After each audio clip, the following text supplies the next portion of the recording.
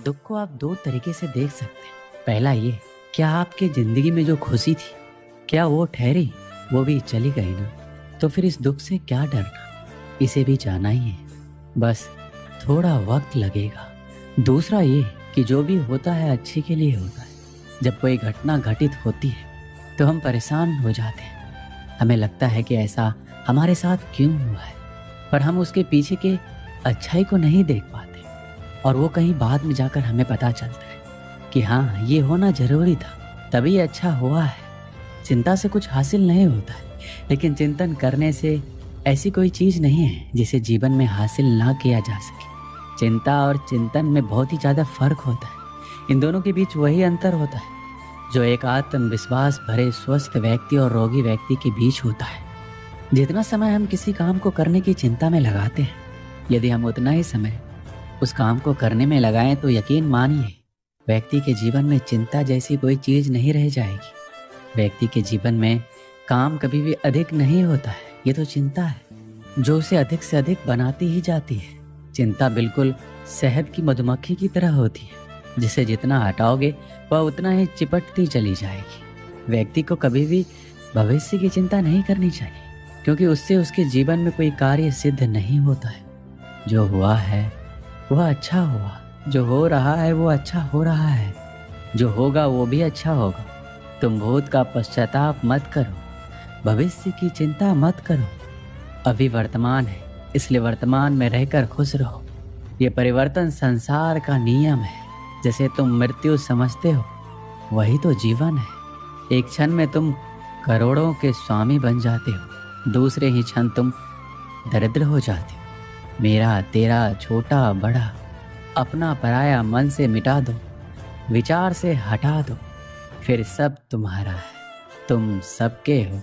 अक्सर हम लोग चिंता में इतना डूब जाते हैं कि जीना ही भूल जाते हैं। हमें ये सोचना चाहिए कि हम समस्या का कैसे निवारण कर सकते। हमारे अंदर बड़ी ही अजीब बीमारी होती है, वो ये, जो हम लोगों के बारे में सोचने लगते हैं वो ही हम उन्हें मान बैठते हैं। जब तक आप उस व्यक्ति को अच्छे से नहीं जान लेते तो आप उसके बारे में ऐसी धारणा नहीं बना सकते। आपको किसी भी व्यक्ति को जानना है तो उसके साथ आपको समय बिताना पड़ेगा। जीवन में जब भी हम खराब दौर से गुजरते हैं तो मन में ये विचार जरूर आता है कि परमात्मा मेरी परेशानियां देखता क्यों नहीं है, मेरी परेशानियां दूर क्यों नहीं करता। लेकिन सुख दुख तो हमारे जीवन का हिस्सा है। जीवन है तो परेशानियां भी होगी। चलिए इसे कहानी के माध्यम से समझते हैं। एक युवक अपनी तमाम परेशानियों के लिए भगवान से शिकायत करता है। उसे लगता था कि एक वही अकेला इस संसार का सबसे दुखी व्यक्ति है, सिर्फ उसी के जीवन में तमाम मुसीबतें। उसको भगवान से इस बात की बड़ी शिकायत रहती थी कि भगवान ने संसार के सारे दुख उसके हिस्से में दे दिए। वह सोते जागते भगवान से प्रार्थना करता और फिर कभी भगवान को दोषी देता तो कभी खुद को कोसता रहता। अब वह करे भी तो क्या करे, एक मुसीबत खत्म होती नहीं कि दूसरी आ जाती। एक दिन उसने सोने से पहले प्रार्थना की, प्रभु मैं आपके सामने कहता कहता थक गया, अब और हिम्मत नहीं बची मेरे अंदर। एक अंतिम बार कह रहा हूँ, कृपा करके मेरी प्रार्थना सुन लीजिए। अगर आपको मेरे दुख नहीं मिटाने हैं तो कम से कम इतना तो कर सकते हैं कि किसी ऐसे व्यक्ति के दुखों से मेरा दुख बदल दीजिए, जिसके जीवन में मुझसे कम दुख हो। हमेशा के लिए नहीं तो कम से कम कुछ महीने के लिए ही सही, थोड़े दिन के लिए मुझे भी कुछ राहत मिल जाए। अब भगवान ने उस व्यक्ति की आखिरी इच्छा सुन ली और उसे उस रात सपने में भगवान दिखे। भगवान बोले, बालक मैं तुम्हारी प्रार्थना रोज सुनता था, पर मैं उनके ऊपर ध्यान ज़्यादा दे रहा था जो तुमसे भी ज़्यादा तकलीफ में है। तुम अपने सारे कष्टों को विस्तार से कागज पर लिखो, फिर एक गठरी बनाओ और शहर के मुख्य चौराहे पर जाकर उसे टांग कर आ जाओ। वह व्यक्ति हड़बड़ा कर नींद से जागा। पहले तो उसे बिल्कुल यकीन नहीं हुआ कि सच में भगवान आए थे और उन्होंने उससे ये सब बातें कही हैं। फिर सोचा कि आजमाने में क्या हर्ज है, क्या पता इससे कोई रास्ता निकल आए। उसने भगवान के आदेश के अनुसार अपनी सारी परेशानियां अलग अलग कागजों पर लिखी। इतनी परेशानियां लिख डाली कि कागज का ढेर खड़ा हो गया और उसे गठरी में ही बांधना पड़ा।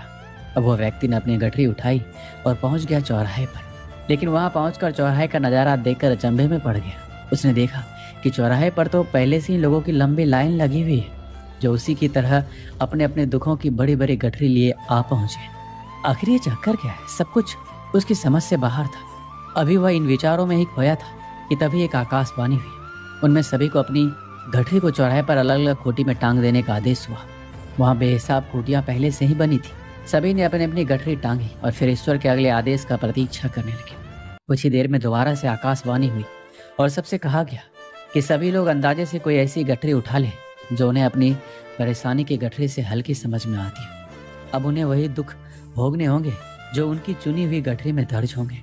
आकाशवाणी सुनते ही सभी लोग हल्की से हल्की गठरी को लपकने के लिए दौड़े। सबके साथ वह व्यक्ति भी नई गठरी चुनने के लिए भागा। खूंटियों में टंगी समस्त गठरियों को घूरता हुआ वो काफी देर तक अंदाजा लगाता रहा। अब उसे एक डर था, कहीं वह कोई ऐसी गठरी ना उठा ले जिसमें पहले से भी ज्यादा दुख हो।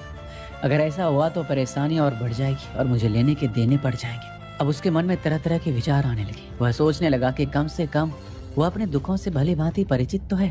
कहीं ऐसा ना हो चुनी गई नई गठरी में दुख और भी ज्यादा पीड़ादायक हो जाए। ऐसे विचारों में खोया हुआ एक के बाद एक गठरी के सामने से गुजरता, लेकिन तय नहीं कर पाया कि कौन सी गठरी चुनी जाए। उसे ये भी डर था कि कहीं कोई उसकी गठरी ना उठा ले। इस उधेड़-बुन में फंसे उस व्यक्ति ने आखिरकार अपनी गठरी ही उठा ली और चल पड़ा। उसने तय किया कि अब वह इन चुनौतियों का मुकाबला पहले से ज्यादा मजबूती से करेगा। धीरे धीरे वह व्यक्ति को अपने ही दुख दूसरों से कम होते हुए महसूस हो रहे थे और उसके जैसे ही भाव वहाँ मौजूद हर व्यक्ति में आ रहे थे। दोस्तों, सच में सबको अपना दुख ज्यादा बड़ा और ज्यादा पीड़ादायक लगता है कि वही संसार का सबसे दुखी प्राणी है। पर हम में से भी ज्यादा न जाने कितने और दुखी हैं। कितने ही लोग ऐसे हैं जिन्हें 2 वक्त का भोजन भी मुश्किल से नसीब होता है। जिन लोगों के पास साहस और हौसला है वह आत्मविश्वास की नाव पर सवार होकर आसानी से जीवन की कठिनाइयों से सफलता प्राप्त कर लेते हैं। जरा ऐसे लोगों के बारे में सोचिए जो जीवन मृत्यु के बीच झूल रहे हैं। कम से कम आप किस्मत की लाइन में इनसे आगे तो हैं।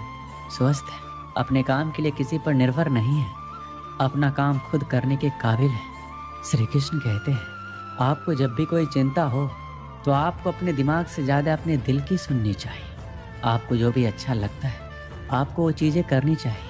आपको कहीं घूमने से सुकून मिलता है तो आप कहीं घूमने चले जाएं। आपको अगर संगीत का शौक है तो संगीत सुन लीजिए। ये सबसे आसान तरीका है चिंता मुक्त जीवन व्यतीत करने का। जब तक आप दुनिया की परवाह करते रहेंगे तब तक आप चिंता में घिरे रहेंगे।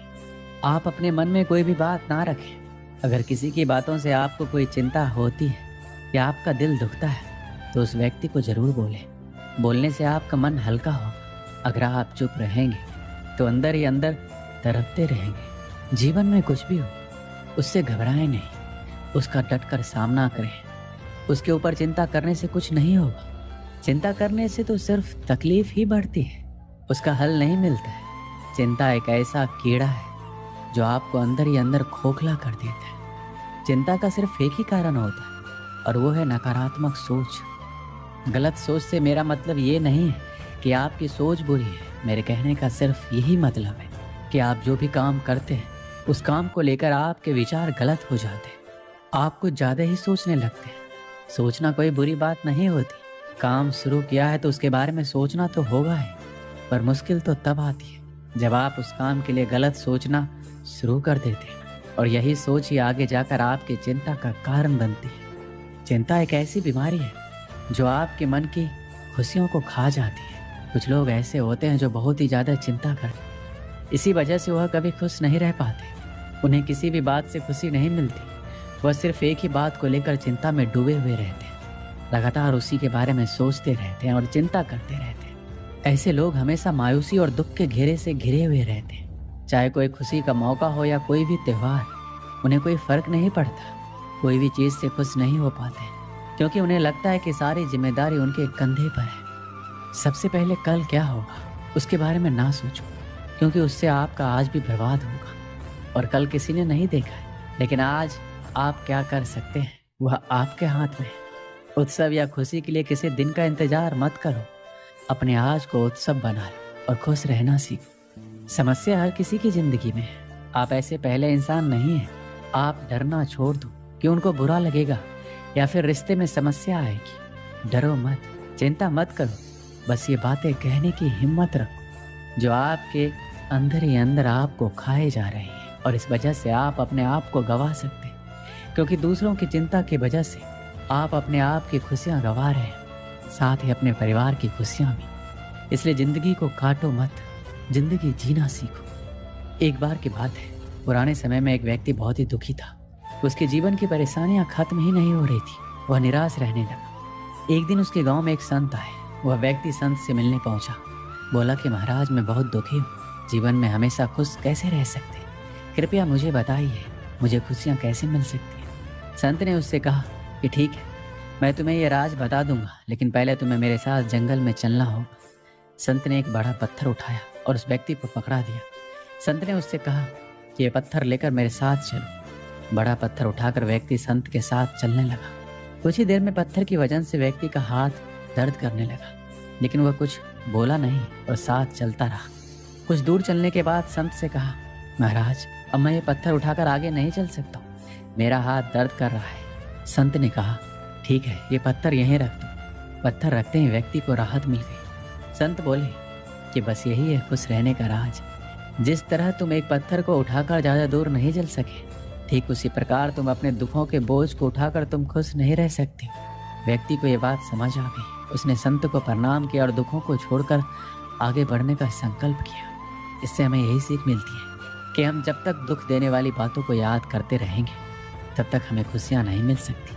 बीते दिनों की दुख देने वाली बातों को भूलकर आगे बढ़ना चाहिए और हमें खुश रहना चाहिए।